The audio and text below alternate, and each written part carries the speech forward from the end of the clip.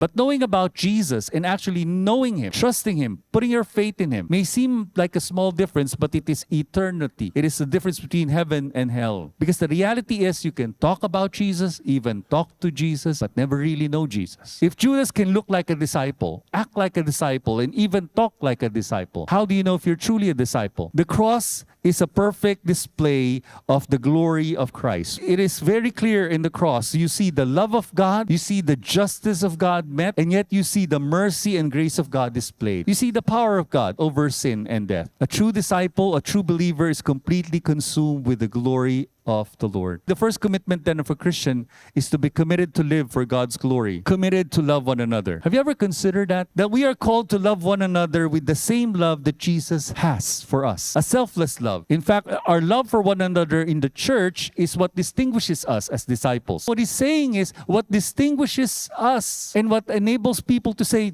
that's a Christian church, is what? Love. Be sure that you are truly followers of Christ. How can you know? A true follower of Christ is committed to live for God's glory, committed to love one another, and committed to true loyalty to Christ. Or simply put, let me put it this way. The true disciple of Christ is marked by love and loyalty, all for God's glory.